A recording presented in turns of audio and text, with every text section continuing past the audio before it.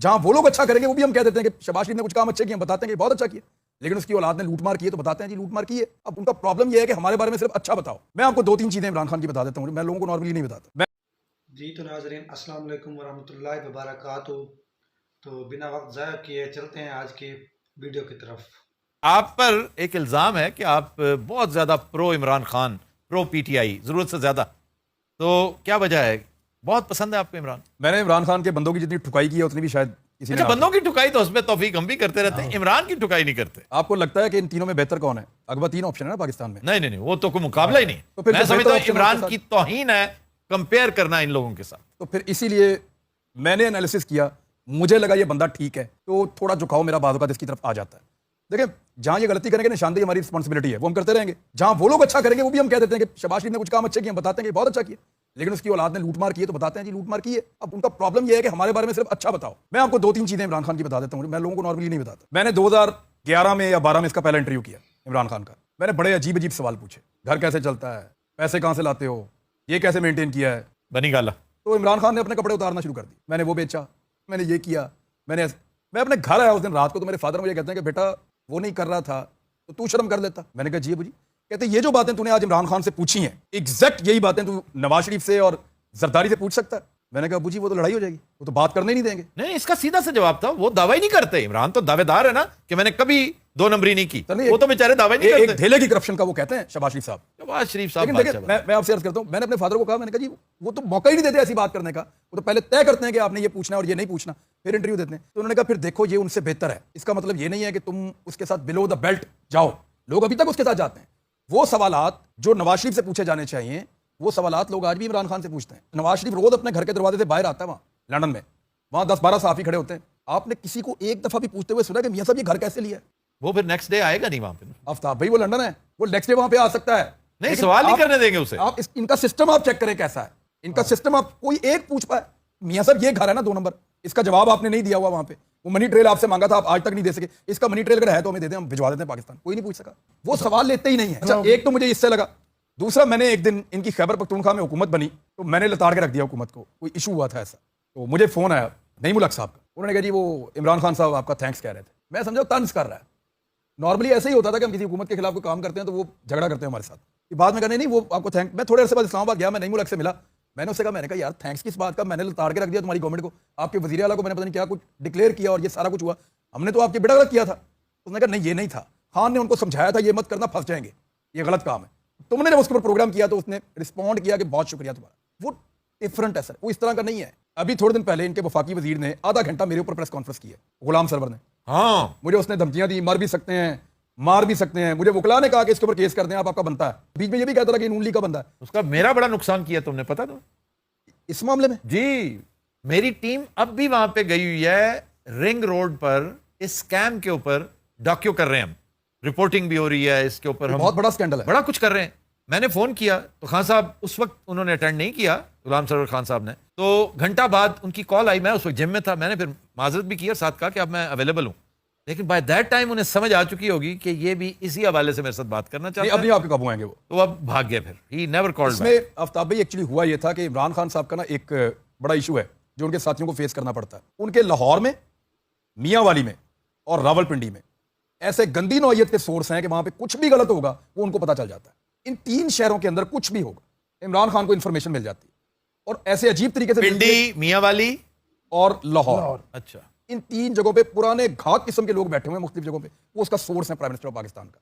यहां पे कुछ करके आप नहीं बच सकते। पिंडी के अंदर उनका एक दोस्त उनके पास आता है और उन्हें आकर कहता है, खान साहब आपको बड़ी बदमाएं पड़ेंगी, आपका एक रिंग रोड बन रहा है, उसकी अलाइनमेंट ठीक नहीं है, गाड़ियां उल्टेंगी, तबाह होंगी, लोग गिरते रहेंगे, जब तक रोड रहेगा लोग आपको बुरा भला कहेंगे, तारीख में आपका बुरा नाम लिखा जाएगा। उन्होंने कहा मैंने तो ब्रीफिंग ली हुई है, बहुत अच्छा, चेक कर लें आप। खान साहब ने ब्रीफिंग बुलाई, पूछा, वहां का कमिश्नर था, उसने कसम उठाई, उसने हलफ उठाया कि खान साहब ये ठीक है, और नक्शा कोई और दिखा के चला गया। खान साहब ने कहा अपने प्रिंसिपल सेक्रेटरी को इसको चेक करवाओ। उन्होंने चेक किया तो सारे नक्शे आ गए, कोई जिगजैग बना हुआ है, कोई किसी तरह बना हुआ है, वो नया लूप बीच में आया हुआ है, वो सारी करप्शन पकड़ी गई। अटक लूप।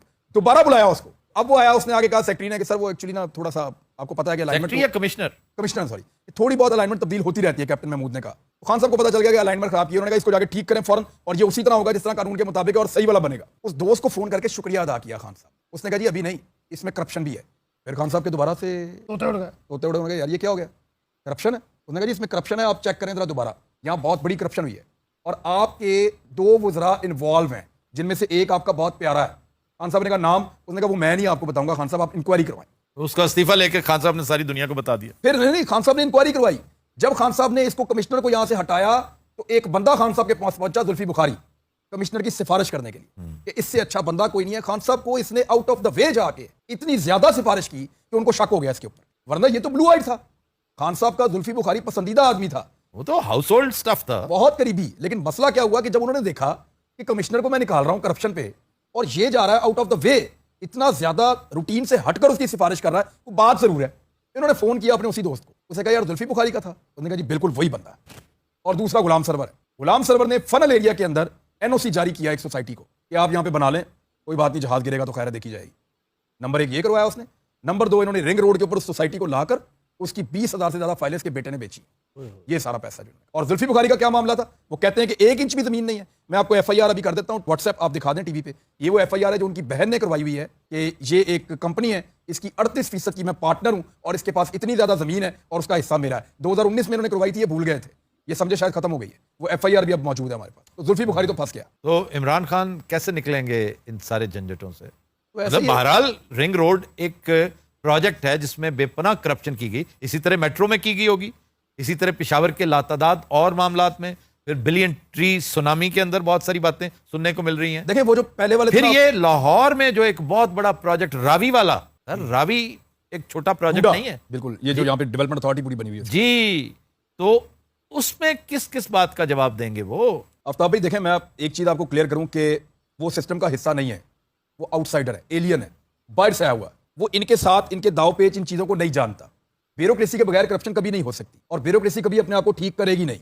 सियासतदानों का और ब्यूरोक्रेट का गठ जोड़ है। ब्यूरोक्रेट सियासतदान को करप्शन पे लगाता है और उसके जरिए से करप्शन करता है। इमरान खान कितना रोकेगा, उसको बहुत टाइम लगेगा, ये चीजें बहुत टाइम के बाद होंगी। अगर बड़े चोर पकड़ता है, उनको जेलों में डालता है, एग्जाम्पल बनाता है, हो सकता है वक्त गुजर जाए और नए लोग उसको लाने पड़ेंगे। अगर उसने दोबारा हुकूमत बनानी है या दोबारा अगर उसने इलेक्शन लड़ना है, मेरे ख्याल में इतना सबक काफी है कि जो पुराने चोर उचक्के जिनको टिकट दिया था उनसे अब हाथ बांध के माफी मांग लेगा, भी मैं आपको टिकट नहीं दे रहा, ये नए लोग हैं, ये इलेक्शन लड़ेंगे। कौन लाने देगा उसे, कौन ये सब कुछ करने देगा? आप भी बादशाह बंदे हैं उसे। देखें जो लोग उसके हाथ पैर बंधे हुए, कल याद है अजदहे की मिसाल, उसके गिर्द कॉयल हुई हुई है, कॉयल, उसमें से नहीं निकल पाएगा। लड़ना तो पड़ेगा उसको, अब वो लड़ाई तो नहीं छोड़ सकता। वह लड़ते लड़ते हो गए गुम, एक की चोंच और एक की दुम। लव में गुम, लव में गुम। हमास वालों की मैं मिसाल देता हूं आफ्ताब भाई। एक मूवी थी अमेरिकन हॉलीवुड की, उसका नाम था इंडिपेंडेंस डे। हाँ, द इंडिपेंडेंस डे। उस मूवी को अवार्ड मिला था, आपको पता है, ऑस्कर मिले थे। विल स्मिथ की नहीं थी? हाँ जी, विलियम स्मिथ की थी। विल स्मिथ की। विल स्मिथ की थी। उसमें जो बेस्ट पार्ट था ना, वो उनका प्रेसिडेंट एक स्पीच करता है, अगर आपने वो सुना है तो। हाँ जी, एक टैंक के ऊपर खड़ा होकर जी जी। वो माइक पकड़ता है और उस पर एक स्पीच करता है। उसमें उसका एक जुमला है, वो कहता है कि वो हमें तब तक नहीं मार सकते जब तक कि उनको हमसे लड़ना ना पड़े। तो हमास ने ये साबित किया है। हमास एक्चुअली मरने के लिए लड़ रहा था, लेकिन वो लड़ के मर रहा था। ये बहुत बड़ी बात होती है।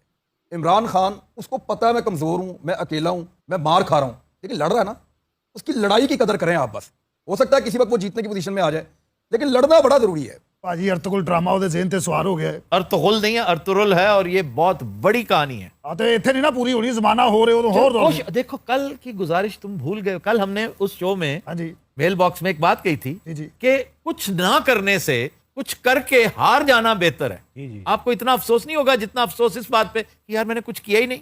और वो स्पोर्ट्समैन है, उसको हारना आता है और हार के बाद फिर वो लड़ता है। इस टीम के साथ तो वो नहीं जीत सकता, सवाल ही पैदा नहीं होता। टीम उसे नहीं लानी पड़ेगी, टीम उसको बेहतर लानी पड़ेगी, बेहतर नहीं, और बेहतर उसके वो खुद लिए- हो जाएगी। उसके लिए उसको बड़ी मुखालफत भी लेनी पड़ेगी। आजकल भी उसे बेपनाह मुखालफत का सामना है। ये बहस दूसरी तरफ निकल जाएगी, लेकिन ये बात बड़ी पर्टिनेंट है, बड़ी अहम है। वो बहुत मुखालफत का सामना कर रहा है, हत्ता कि उसने ये तक, मेरे सोर्सेज ये कहते हैं, ये तक कह दिया कि भाईजान ये चाबियां हैं, जिस दिन आप कहेंगे ये लें पकड़े और चलाएं। मुझे उस पर शेर याद आ गया, वो कहता है, सुना है शहर की खामोशियों पे कहर टूटेगा, किसी का जिस्म बोलेगा, किसी की जात बोलेगी। तुम्हें मालूम है कुछ बोलना कितना जरूरी है, अगर खामोश हो जाओगे तो फिर मात बोलेगी। तो ये थी आज की वीडियो। अगर आपको वीडियो पसंद है तो हमारे YouTube चैनल को सब्सक्राइब कर दीजिएगा। मिलते हैं नेक्स्ट वीडियो में, तब तक के लिए अल्लाह हाफ़िज़।